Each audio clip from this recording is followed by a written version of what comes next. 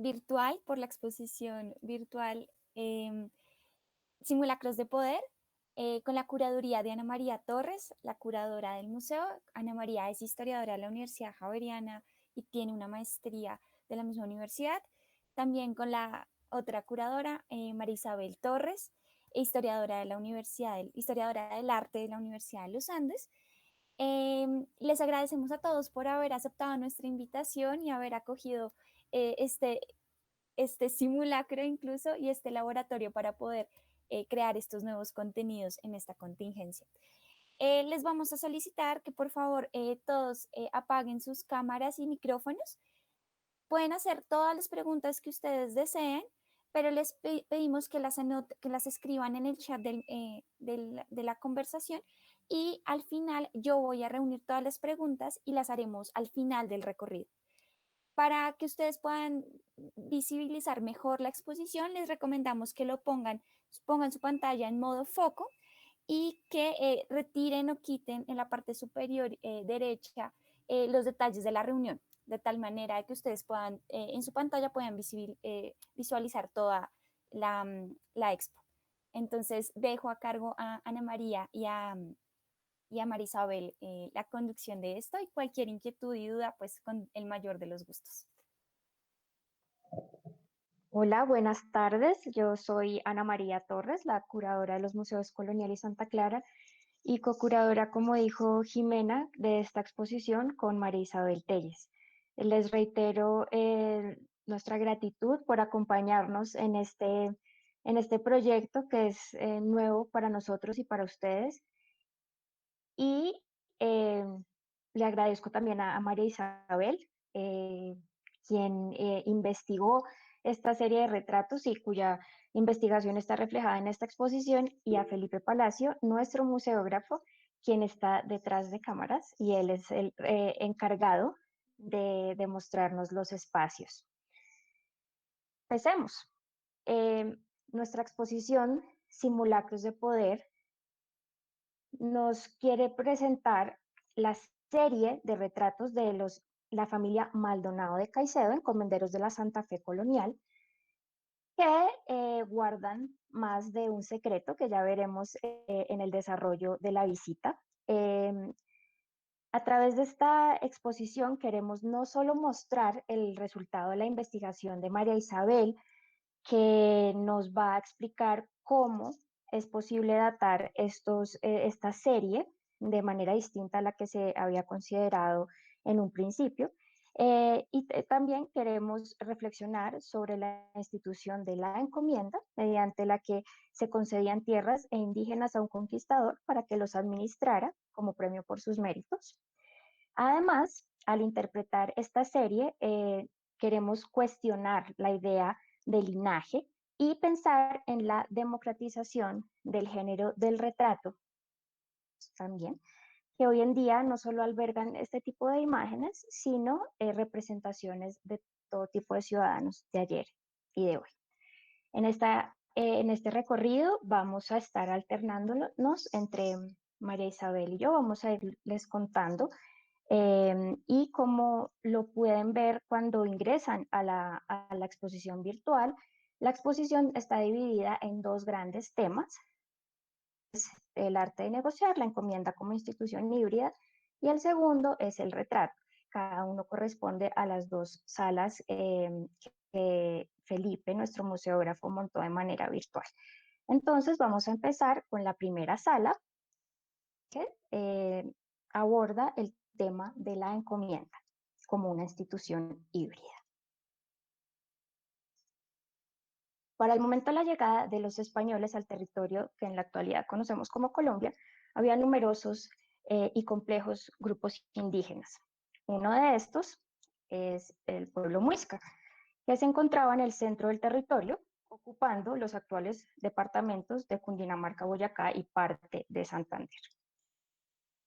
Conquista de esta zona, en el que intervinieron los Maldonado de Caicedo, los muiscas fueron organizados jurídica y administrativamente dentro de esta institución conocida como encomienda.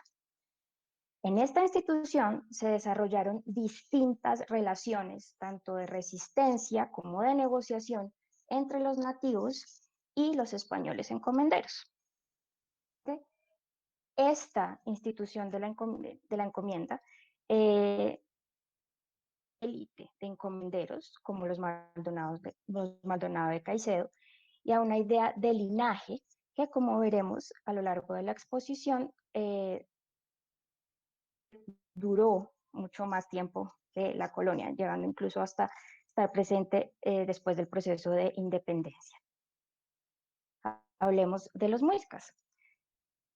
Este título son un grupo heterogéneo. Grupo indígena conocido como muisca por la voz chicha persona, habitaba el altiplano central de la cordillera oriental de los Andes. De todos estos grupos que podemos ver aquí su distribución de los cacicazgos hacia 1470 en el mapa que nos está mostrando Felipe, si bien compartían rasgos comunes como las creencias, el trabajo de la agricultura, el comercio de sal, mantas y maíz, es difícil, muy difícil, concebirlos como una cultura homogénea. Todos estos distintos pueblos o zonas que vemos en este mapa se hablaban diferentes lenguas y tenían una organización política bastante descentralizada, eh, caracterizaba por tener cacicazgos compuestos, conformados por varias instituciones llamadas capitanías, y cacicazgos simples. Las principales figuras de poder de los muiscas eran los caciques y capitanes, que son a su vez cubas y tibas. Y el poder de estos individuos, a contrario a lo que se podría pensar, no dependía de la cantidad de territorio que pudieran tener bajo su poder, sino de la cantidad de personas. Felipe, podemos avanzar.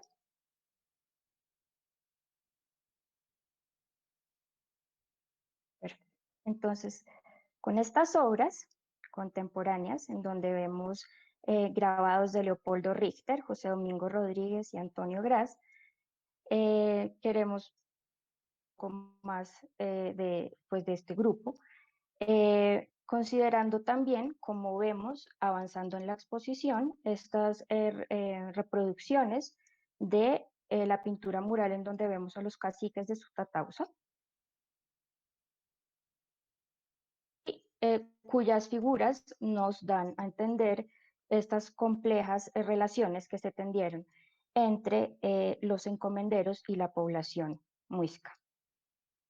Además de administrar el territorio, debían asegurar la evangelización de los nativos mediante los curas doctrineros, quienes estaban encargados de este trabajo de evangelización. El fundamento de la encomienda, que podía hacerse en trabajo, maíz, mantas u oro, y que debía pagarse al encomendero. Como lo dijimos desde el comienzo, esta es una institución híbrida, es decir, prácticamente los españoles que llegaron al territorio no arrasaron con los sistemas políticos, culturales, sociales que ya tenían estos pueblos muiscas, sino que se fueron adaptando a ellos. Hace que sea esta institución en donde ambas pueblos dialogan de diferentes formas, sin que esto nos haga pensar que no haya existido una, digamos, cierta prohibición a costumbres y ritos de esta población nativa. En 1537, en esta zona, Muisca, Gonzalo Jiménez de Quesada repartió encomiendas entre 105 conquistadores, y esto dio lugar a la fragmentación de esos cacicazgos que vimos en el mapa anterior, encomiendas repartidas. Así, en la iglesia de Sutatausa, en el actual departamento de Cundinamarca, encontramos estos retratos de los caciques, en donde vemos ahí en sus vestimentas también esta hibridación, ¿no?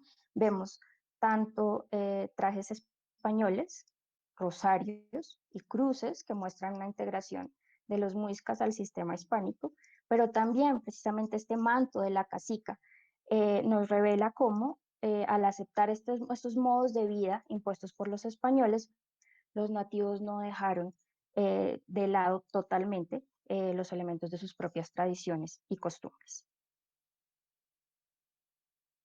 ¿Quieres? Vamos avanzando. Gracias, Felipe. Perfecto. Ya anteriormente habíamos hablado de las figuras de poder de los muiscas, los caciques y capitanes, que en Chibcha son sicúas y tivas. La corona española reconoció, de cierto modo, el papel que estas figuras tuvieron o tenían dentro de sus sociedades y fueron incluso vistos de manera similar a la nobleza castellana. Sin embargo, obviamente que los españoles tenían que asegurar el control, el dominio de estas poblaciones, así que sí despojaron a caciques y capitanes de ciertos mecanismos y culturales y religiosos que les otorgaban poder dentro de su comunidad. Indígenas eran muy importantes, ya que servían como intermediarios entre sus comunidades y los españoles, así que tenían que ser muy hábiles en manejarse entre estos dos mundos. Muchos de ellos, como testimonian muchas investigaciones, se hispanizaron rápidamente, aunque no se puede pensar que abandonaran del todo su religiosidad indígena. Aquí vemos una imagen en donde se muestran algunos de los caciques de esta zona central del territorio que conocemos como Colombia, y que hace parte de eso, el frontispicio de la historia general de las conquistas del Nuevo Reino de Granada, de Lucas Fernández de Piedrahíta. Entonces, los encomenderos tenían bajo su administración a una población que ellos denominaron, ¿no?, con la categoría de indios, ¿no? Y desde la lógica colonial esto quería decir que se convirtieron en vasallos del rey. Sin embargo, no podemos pensar que los individuos, esta institución de la encomienda, fueran pasivos ante todos estos procesos de control político, administrativo, social y cultural. Al contrario, decisiones, negociaron con los encomenderos e incluso se sirvieron del sistema legal español para hacer valer sus derechos e incluso para dirimir conflictos que se daban entre las mismas poblaciones, entre un cacique y otro, por ejemplo. Y hay casos excepcionales como personajes del siglo XVI como Gonzalo de Huesca o Suesca, que era un indígena autodidacta al servicio de Gonzalo Jiménez de Quesada, o dos caciques mestizos, Diego de Torre y Alonso de Silva, quienes de diferente modo abogaron por sus derechos directamente ante las Cortes españolas. Felipe, por favor. Sin embargo, en este grabado de Teodoro de Brie vemos, pues, hay esta idea de lo que se conoce como la leyenda negra y de un control total y absolutamente violento de estas comunidades por parte de los españoles, lo que en este caso, al investigar las encomiendas, especialmente aquí en este centro, en el territorio de lo que conocemos hoy como Cundinamarca, Boyacá y parte de Santander, este no fue el caso, ¿no? Es más un espacio de negociación,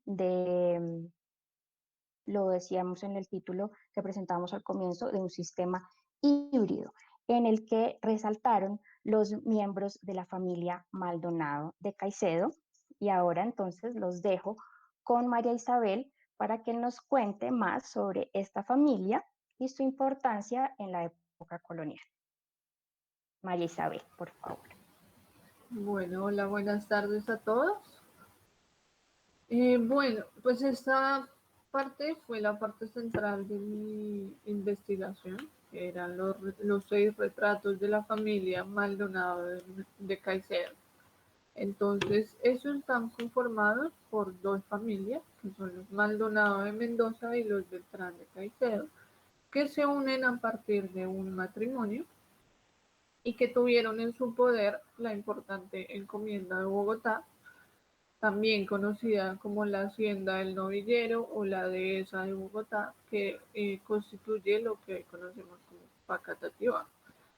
Y esta encomienda va a seguir creciendo en dimensión casi que hasta finales del siglo XVIII y principios del XIX, los cuales fueron propiedad de importantes personajes en esta época, como lo fue el Marqués de San Jorge. Ya lo vamos a ver con más detalle más adelante, pero en 1824 se va a proclamar una ley que abolía los mayorazgos, lo cual va a causar pues el desmembramiento un poco de esta hacienda entre más de 10 personas y la pérdida un poco de esta tradición familiar, de esta especie de linaje que se había formado desde la colonia. Entonces, acá vemos una infografía de la genealogía de estas dos familias y ahorita vamos a entrar a mirar más en detalle cómo se formó, pero entonces quiero que vean que pues a un lado tenemos la familia Maldonado de Mendoza y al otro lado la familia Beltrán de Caicedo, que se unen a partir de la figura de Fernando Leonel Beltrán de Caicedo y Francisca Ramírez Floriano. Eso, perfecto. Entonces, si quieres, seguimos. Listo. Entonces, acá vemos a la izquierda, vemos a la primera persona de la familia Maldonado de Mendoza que llega a la Nueva Granada. Él llega a la Nueva Granada en 1583 y se va a casar con Jerónima de Olaya, eh, digo, Jerónima de Orrego y Olaya, que es la hija de Antón de Olaya. Este señor Antón de Olaya llegó como conquistador con Gonzalo Jiménez de Quesada. La conquistadora recibió unas tierras, que es lo que conformó la encomienda de Bogotá. Entonces, al darse el matrimonio entre Francisco Maldonado de Mendoza y Jerónima de Orrego, pues esta encomienda también, digamos que pasó a ser parte de, pues de la herencia que iban a pasar a sus hijos. Sin embargo, en 1610, para poder mantener el crecimiento económico de la encomienda, se decide constituir un mayorazgo, que es que básicamente las tierras se iban a pasar de padre a hijo y no se iban a dividir entre los diferentes herederos. Entonces, la primera persona que hereda esas tierras va a ser Antonio Maldonado Mendoza, que es la persona que tenemos acá. Bueno, entonces por el otro lado de la familia tenemos a Francisco Beltrán de Caicedo el Viejo, que fue también el primero que llegó de esta familia a la Nueva Granada. Entonces él llega a América en 1564 y también por sus mismas labores de conquista se le van a otorgar las encomiendas de los Remedios y Santa Fe, que se encuentran actualmente en lo que conocemos como Antioquia. Él pues va a desarrollar, en esta encomienda va a tener diferentes negocios de minería y sus nietos, Francisco Félix y Fernando Leonel, ambos que están retratados, van a ser quienes van a establecer las relaciones directamente con la familia Maldonado de Mendoza a partir del matrimonio. Específicamente está pues Fernando Leonel, que desafortunadamente este retrato está perdido. Él se va a casar con Francisca Ramírez Floriano, que es la heredera del mayorazgo de la encomienda de Bogotá. Entonces, algo que quería resaltar de todos estos 5 retratos masculinos, Felipe, ¿puedes devolverte un momento, por favor? algo que quería resaltar es que en estos retratos vemos un pedazo de o un elemento muy particular que es una inscripción en algo que parece ser un papel. Esto está presente en todos los retratos, ya sea puesto sobre una mesa o que las personas lo tienen en su mano y que dice específicamente el nombre de la esposa de cada uno de los retratados. Obviamente esto nos muestra que había una clara intención por parte de la persona que realizó los retratos o de la persona que los mandó a hacer, de mostrar pues todo este entramado de familias que conformaron esta importante linaje en la Santa Fe colonial, o pues en la Nueva Granada colonial. Entonces, pues esto quería hablar. Y ya hablando un poco de la figura de la mujer, Francisca Ramírez Floriano, entonces como vemos, es la persona que heredó el mayorazgo creado en 1610 y fue una persona particular porque fue la que unió estas dos familias, la familia Maldonado de Mendoza y los Beltrán de Caicedo, en pues un linaje que va a durar hasta el siglo XIX y cuyas tierras pues van a durar como un mayorazgo hasta 1834 con la muerte del segundo marqués de San Jorge.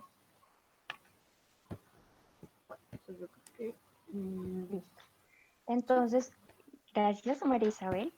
Entonces, pues precisamente con la conformación de este linaje, de este estirpe que nos acaba de describir María Isabel, nos damos una idea de la importancia del linaje durante la colonia y la importancia que tenía ser descendiente de estos encomenderos y conquistadores. Pero Felipe, por favor, todavía no nos vayamos de la primera sala. Y por favor, concentrémonos en una pieza que hay ahí, que es un libro, La vida de Sor María Gertrudis Teresa de Santa Inés, una de las mujeres más importantes de la Santa Fe del siglo XVIII, una religiosa del convento de Santa Inés de Montepulciano, que llegó a ser, pues, llegó al grado de venerable, es decir, que se le abrió un proceso de santidad. Y su confesor, Pedro Andrés Calvo de la Riva, escribió su vida como testimonio dentro de este proceso. Este autor dedica el primer capítulo de este libro a describir detalladamente la familia de esta religiosa, que era hija de Andrés Orozco Carrillo, encomendero, y de Francisca Jaimes Pastrana y Bazán, heredera de conquistadores. Esto es así porque la santidad no solamente dependía de las virtudes en la época colonial, sino de este linaje, de tener esta limpieza de sangre, como se conocía en la época, y de haber pertenecido a esta familia. Entonces, aquí comprendemos ya por qué es tan importante esta idea de crear esta genealogía, de crear estos retratos, que después María Isabel nos va a contar más en detalle. Y entendemos entonces cómo a partir de familias como los Maldonado de Caicedo se conformó esta especie de aristocracia de encomenderos que poco a poco fue cayendo en crisis, ¿no? La corona y la iglesia, por ejemplo, se vieron en la necesidad de controlar a los encomenderos mediante herramientas como las leyes nuevas proclamadas en 1542 que restringían su poder. Y de este tipo de procesos se reorganizaron las tierras, aunque pues ya vamos a ver lo que nos está contando María Isabel con el mayorazgo de los Beltrán de Caicedo, es una decadencia mucho más tardía, pero las tierras de los indígenas se reorganizaron en lugares llamados como corregimientos, que fueron creados a partir de la organización territorial de los cacicazgos que vimos en un comienzo en el mapa. Sin embargo, aunque esto pretendía de alguna forma mejorar las condiciones de los indígenas, pues ya que se separó a los nativos de sus tierras, ya que fueron vistos como fuerza móvil de trabajo. Ya con esta idea de la importancia del linaje, vamos a la segunda sala, por favor, al segundo núcleo temático. Nos concentraremos en los retratos, en esta serie de retratos de los encomenderos, y veremos también qué pasó en el siglo XIX para empezar a democratizar este género. Hoy en día, pues todos podemos muy fácilmente hacernos retratos y hacer retratos de nuestra familia, amigos y demás. Sin embargo, en la colonia este era un privilegio accesible para muy pocos. Antes de popularizarse las cámaras fotográficas, todos los celulares y los demás dispositivos con los que hoy nos hacemos selfies y demás, requería de una alta capacidad adquisitiva. Así que estaba reservado a los personajes más reconocidos, como funcionarios, sacerdotes y monjas que se destacaran por ser virtuosos, por ejemplo, Sor María Gertrudis, académicos y miembros de la élite. Precisamente la intención detrás de la serie de retratos de los Maldonado de Caicedo, y es demostrar este prestigio del linaje que se fue conformando, como María Isabel nos contó. Sin embargo, esta exaltación del pasado colonial que se da en el siglo XIX, único proceso que ocurre en esta centuria, ya que como vamos a ver después, democratizar el retrato. Entonces, María Isabel, ahora sí cuéntanos, por favor, encontraste tú en tu investigación, cómo pudiste datar estos retratos y cuáles son sus características. Ok, bueno, pues primero que todo, al inicio de la investigación me encontré con que esos retratos estaban datados en los siglos XVII y XVIII. Sin embargo, estos retratos, según lo que yo investigué, fueron realizados durante el siglo XIX, después de que se consolidó la independencia. Entonces, esto porque es muy posible que este linaje de los Maldonado de Caicedo se hicieran retratar, buscando con esto, pues, sobrellevar una crisis familiar que había comenzado en 1824, como les había comentado. Entonces, ¿qué pasa? En 1824 se despide una ley que elimina los mayorazgos, y durante casi que 2 siglos, bueno, siglo y medio, el poder de estas familias se había consolidado por medio del poder de las sierras que tenían. Entonces, acá pues hay un punto de crisis, y pues lo que yo propongo es que estos retratos se realizaron durante el siglo XIX. Después de esta ley, que va a cobijar a esta familia como tal en 1834, cuando muere el segundo marqués de San Jorge, José María Lozano de Peralta, que va a ser el último que va a tener en su poder el mayorazgo de, pues, de la encomienda de Bogotá. Y a partir de acá, estas tierras van a quedar en manos de los hijos de María Tadea Lozano e Isasi, la hija del marqués, que fueron un poco los beneficiados de esta división. Sin embargo, pues a partir de esta situación, la familia va a buscar realizar estos retratos como una manera de mantener ese linaje colonial que habían tenido durante varios siglos, y pues también tener en cuenta esta idea de prestigio que se había generado con la encomienda. Entonces, ¿cómo llegan estos retratos a pues estos retratos, digamos que no se sabe muy bien eh, pues a qué familia en particular o a quién en particular pertenecían. Lo que hay es algunos datos. Entonces, pues se sabe que en 1881 dos de estos retratos, los Maldonado Mendoza, entran al Museo Nacional, y 3 años más tarde Pedro María Ibáñez va a donar los retratos de los Beltrán de Caicedo al mismo museo. Posteriormente los retratos vuelven a la familia Ibáñez, pero tras la muerte de Pedro María en 1919, estos retratos pues, van a ser donados a la Quinta de Bolívar, que para ese momento se estaba consolidando como museo, y es hasta 1943 que llegan a el Museo Colonial tras el esfuerzo de la directora Teresa Cuervo Borda, que tenía pues el proyecto de reunir toda la serie.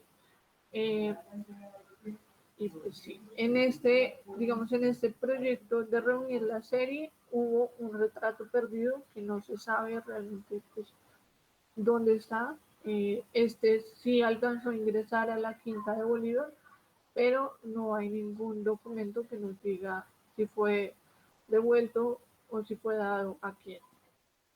Entonces vamos a hablar un poco de qué modelo se utilizó para realizar eh, la composición de estos retratos. Entonces, para esto sabemos que estos retratos fueron conformados a partir de unos retratos de la corte, de la nobleza española del siglo XVII, varios de estos realizados por Velázquez.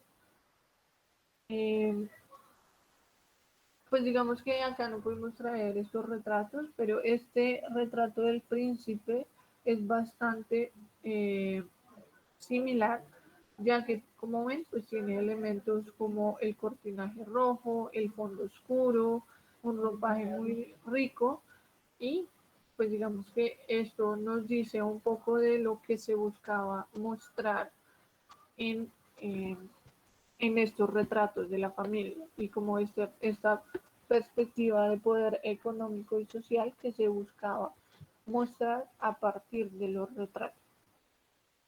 Entonces, vamos a ver la infografía que está al lado, que es un poco de cómo leer un retrato colonial. Acá, pues, hay algunos elementos que son muy particulares de esta serie, como lo que ya hablamos de la inscripción con el nombre de las esposas de cada uno de los representados. Pero entonces acá vamos a ver diferentes elementos que nos permiten la identificación de la persona. Entonces, como primer elemento, vamos a ver que en la parte de abajo está la cartela con la inscripción en la cual se va a nombrar el personaje con los diferentes cargos que tuvo, el origen y pues algunos datos que se consideren relevantes. Otro elemento que nos sirve para identificar al personaje está ubicado en la parte de arriba y es el escudo de armas. Este entonces nos permite identificar el personaje con una genealogía familiar o territorial y no es un elemento que nos hace referencia simplemente al individuo, sino que también permite destacar pues, la dinastía o la familia de la cual proviene. Ya también tenemos que tener en cuenta la posición corporal de la persona. Como vemos acá, es un personaje de pie en posición 3/4. En los otros retratos pues, estaban en cuerpo completo. Y eso nos dice mucho porque pues, realmente los retratos de cuerpo completo eran normalmente utilizados por la realeza. También entonces vemos la forma de vestir en todos los retratos, pues va a ser una forma, un ropaje muy rico. Obviamente eso nos va a dar pistas sobre la época en que fue realizado el retrato como tal. Este pues sigue una moda del siglo XVIII muy característica. También entonces vamos a ver otros elementos que nos permiten evidenciar el poder del retratado. Entonces vemos el tricornio, que es el sombrero que tiene debajo del brazo, que es un sombrero de 3 puntas y que era utilizado como símbolo militar. Y en la otra mano vamos a ver que tiene un bastón de mando, que era normalmente el elemento que servía para evidenciar el poder del gobernador y su autoridad en el territorio. Ya un poco más general, como vimos, pues también está el fondo oscuro, está el cortinaje rojo, que también, o pues era cortinaje, podía ser rojo o en algunos casos también es verde, que indica que la obra pues, se lleva a cabo en un espacio interior, pero también que era un símbolo de la grandeza de la persona que estaba retratada. Listo, Entonces, María Isabel. Gracias. Bueno, y además de esta serie de retratos familiares, nuestra colección del Museo Colonial también tiene algunos retratos de personajes de la élite cultural y social de comienzos del siglo XX, que de una manera muy similar a como se quiso hacer con la familia Maldonado de Caicedo, buscaron perpetuar sus imágenes haciendo parte del patrimonio nacional. Este es el caso de dos de estos retratos que tenemos aquí, que hacen parte también de nuestra colección, en donde vemos a Beatriz Osorio Sierra de Gómez, benefactora de los museos, y a Sofía Pisano, directora, la segunda directora de la institución. Hemos venido anunciando desde un comienzo, retratos no son solo para reyes o encomenderos, ya que si bien en el siglo XIX es cuando, como nos mostró María Isabel, eh, vemos esta intención de perpetuar un linaje colonial, de hacer este simulacro de un poder que ya se había perdido, es precisamente también en este siglo que surgen nuevas técnicas como la fotografía, y además nos enfrentamos a la creación de nuevas ciudadanías, a cambios sociales, políticos y culturales que amplían las formas de representación del retrato. Así desde entonces, no solamente los religiosos, los reyes, los nobles o los académicos pueden ser representados. Y nuestros museos, además, han abierto sus colecciones para mostrar rostros de todo tipo, sin distinción de su raza o condición social, como lo podemos ver en las siguientes obras.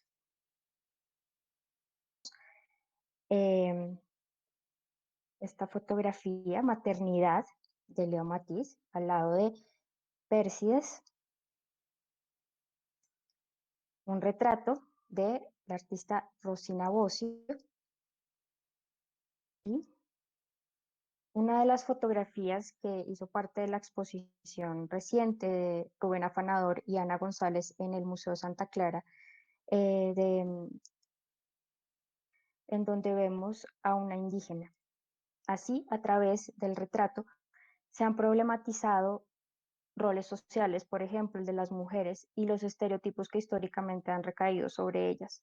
Por ejemplo, la maternidad, el cuerpo femenino y, en este caso, en la fotografía de Rubén Afanador y de Ana González, la importancia de las mujeres indígenas en la defensa de los derechos de sus comunidades. Tenemos otro tipo de retratos, retratos y autorretratos, ¿no? En donde vemos familias indígenas, este autorretrato muy curioso de Enrique Hernández, en donde vemos que es su cédula, de una de las cédulas antiguas, un lustrabotas, ¿no? Para representar a una familia, esta vez una familia anónima. En la serigrafía de Beatriz González ya llegó la fecha. Felipe, eso.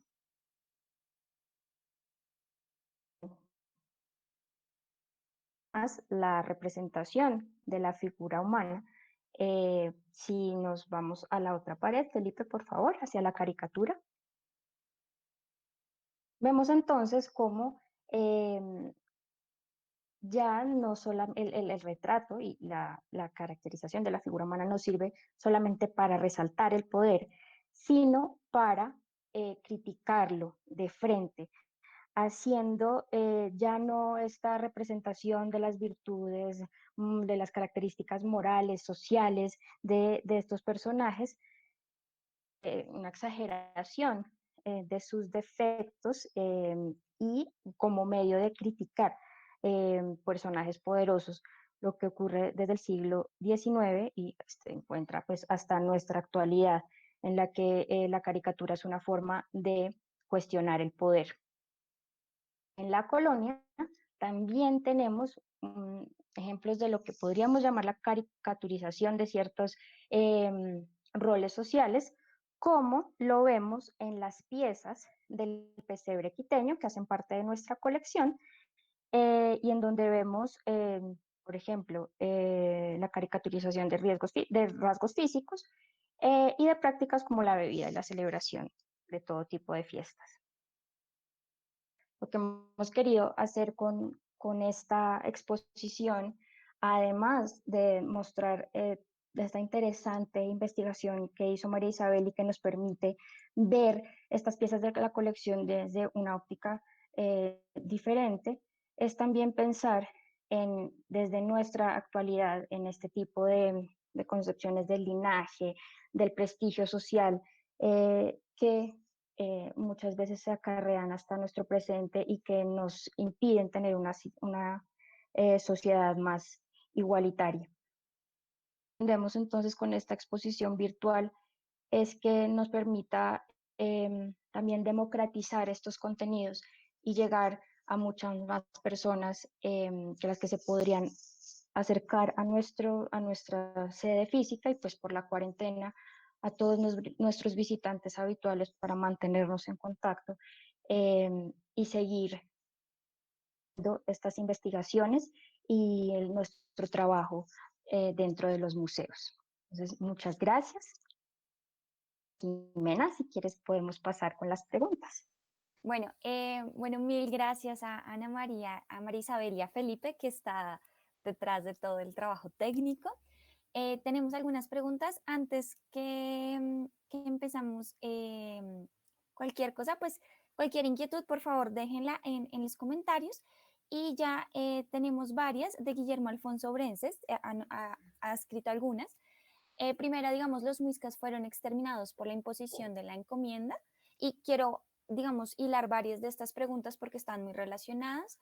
Fueron diezmados por la explotación de mano de obra y las epidemias, como las élites muiscas adoptaron más bien el modo de vida castellano, y cuando desaparece la encomienda, digamos, el sistema de encomienda en los Borbones, si ellos se vuelven digamos, una familia esclavista o antes habían ya tenido esclavos.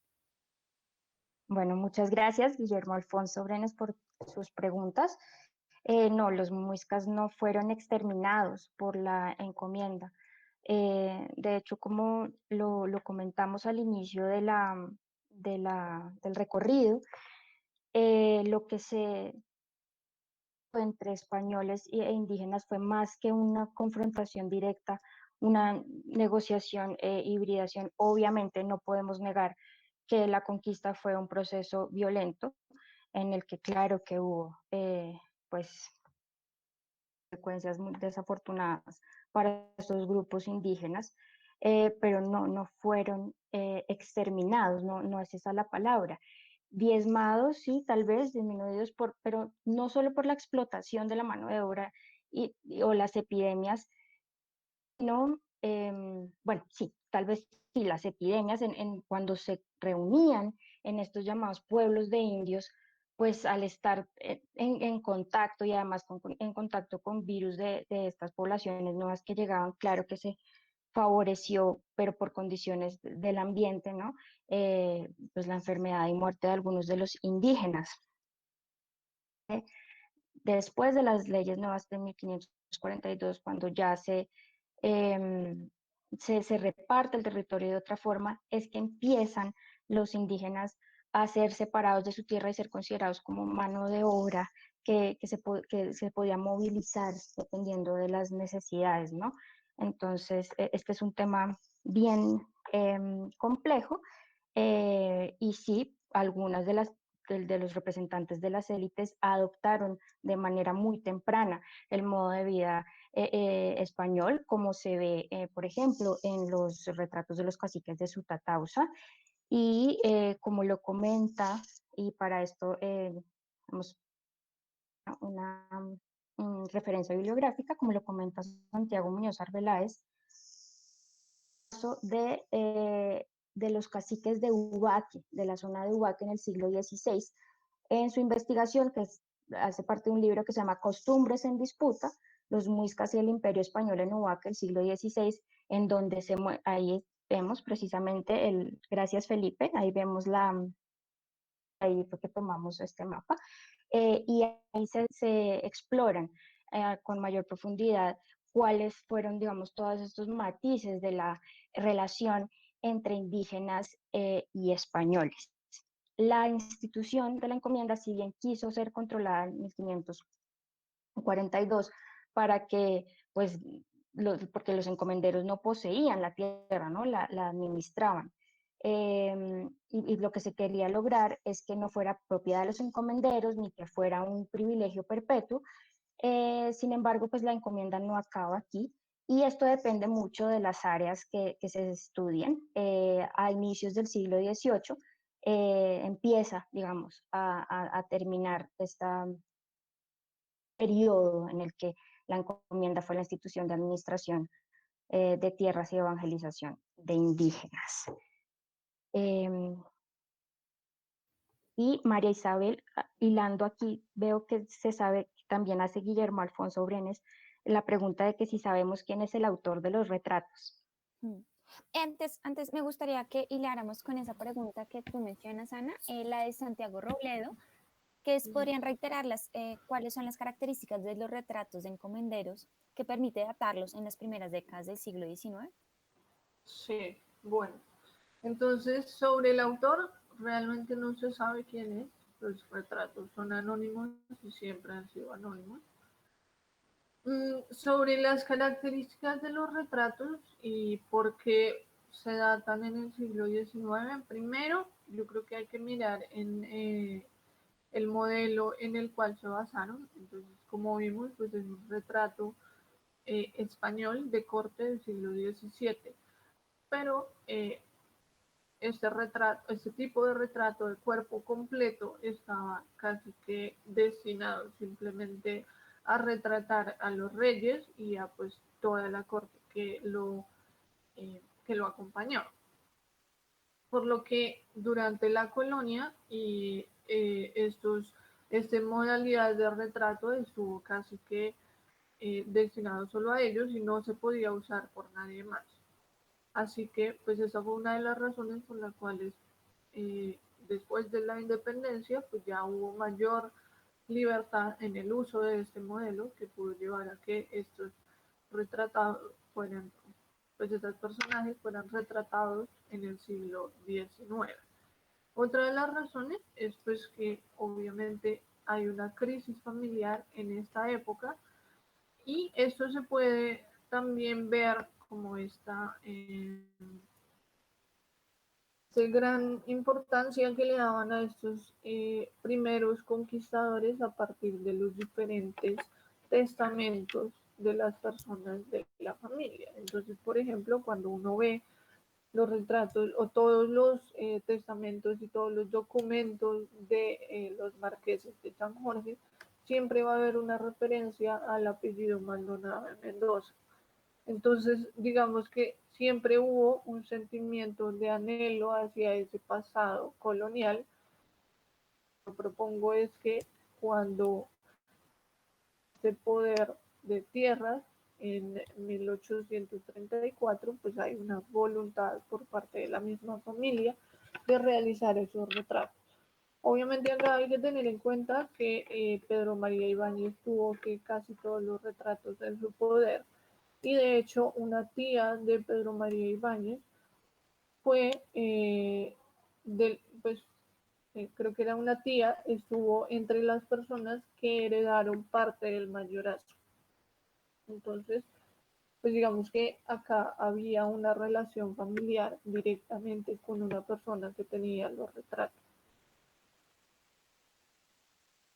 Y María Isabel, quisiera, aprovechando estas preguntas, que nos contaras también, como lo hiciste en nuestro conversatorio, ¿qué encontraste cuando con el equipo de conservación miraron ya la materialidad de las obras? ¿Cómo fue ese Sí, proceso?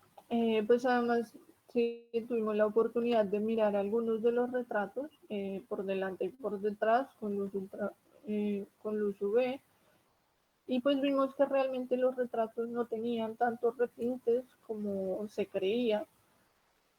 Presentaban algunas texturas muy extrañas, pues digamos que yo no me metí tanto en ese tema porque pues no lo conozco, pero sí creo que es un poco un manejo de pintura distinto a lo que se realizaba en la colonia, porque era una pintura muy pastosa, muy gruesa,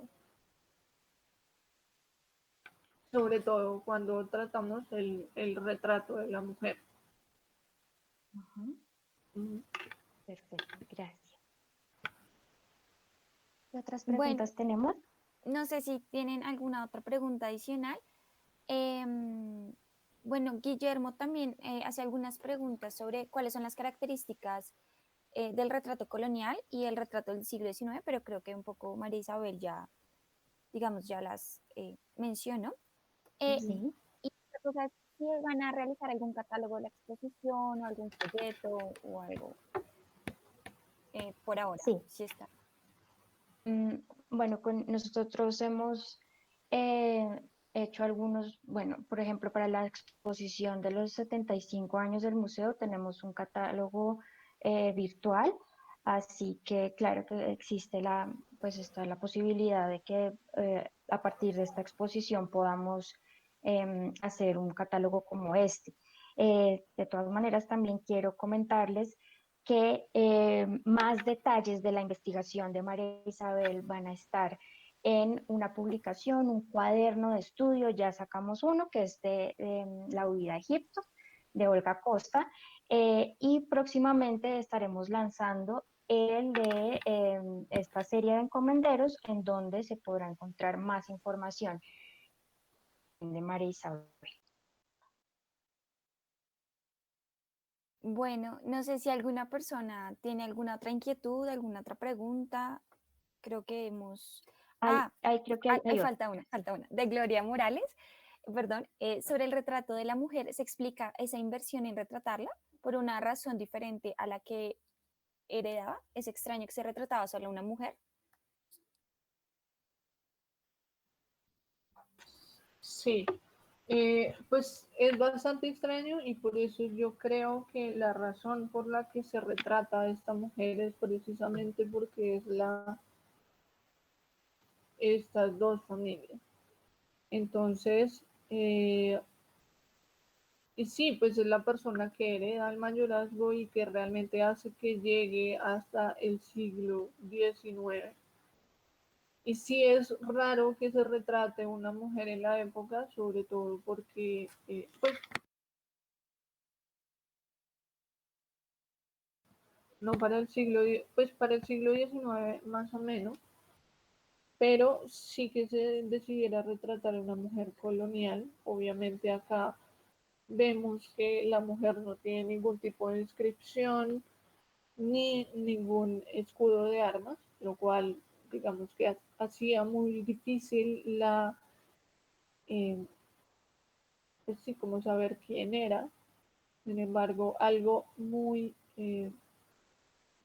raro y muy curioso de esta pintura es que se llevó a cabo a partir de un retrato que realizó Diego Velázquez de la reina Mariana de Austria, donde casi que se representa de manera muy similar el vestido, las plumas que la mujer tiene en la cabeza, las flores en el cabello.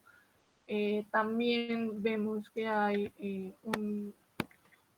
una silla al lado de ella, que era algo pues muy propio de la realeza. Entonces, Y sobre eso también recordemos que sí, también se retrata a otro tipo de mujeres en otra lógica, que uh-huh, es todos los retratos de monjas coronadas, ¿no? uh-huh. Eh, que también resaltan este individuo virtuoso y que como vimos en la exposición, pues también tiene mucho que ver con su linaje.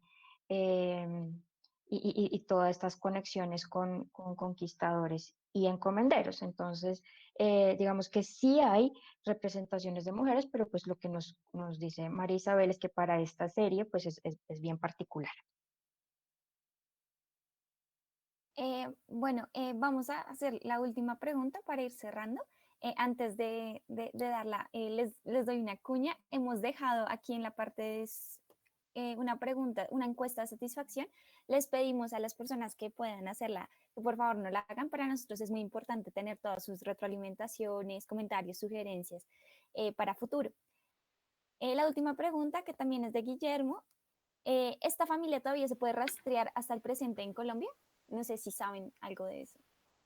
Sí, pues de hecho, para mi investigación, pues esta persona se había contactado directamente con el museo, que decía pues que tenía relación familiar con los encomenderos. Para mi investigación yo le hice una entrevista y sí, pues, eh, pues O sea, sí, digamos, se puede sí, rastrear exacto, hasta hoy. Ok, perfecto. sí, exacto. No, pues muchísimas gracias. No sé si Ana, Marisabel desean decir algo más. María Isabel. No, pues muchas gracias por acompañarnos. Espero que, pues si tienen alguna inquietud, ya saben, pues pueden escribir a los del museo o a mí. Y nada, pues espero que pronto puedan leer el cuaderno de estudio también para conocer un poco más detalles de esta investigación. Y muchas gracias a todos ustedes por estar tan nosotros a pesar de esta contingencia.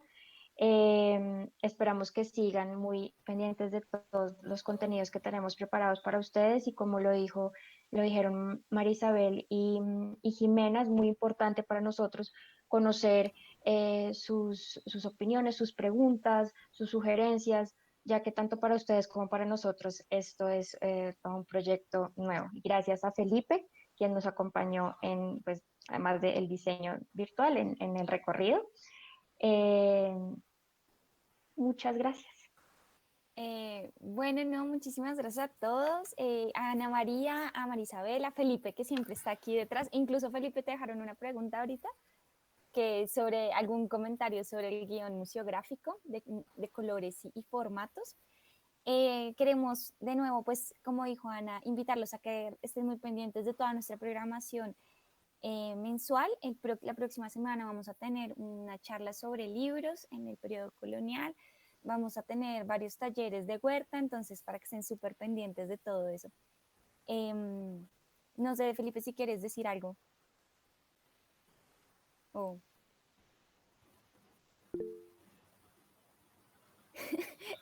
Algo, ¿nos puedes contar algo referido al guión museográfico? El porqué, el recorrido, formatos y colores.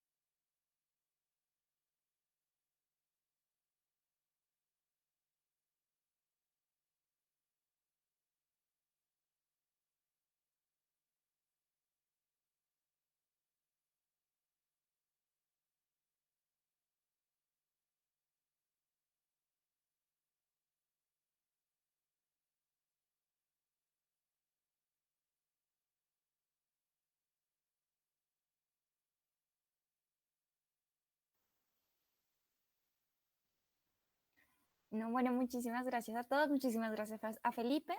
Les comentamos que estamos grabando esta sesión, entonces va a estar, esperamos que en algunos días cargada en YouTube, en nuestro canal. Así que muchísimas gracias por participar, que tengan una excelente tarde y muchísimas gracias. Hasta luego. Hasta luego, muchas gracias. Hasta luego.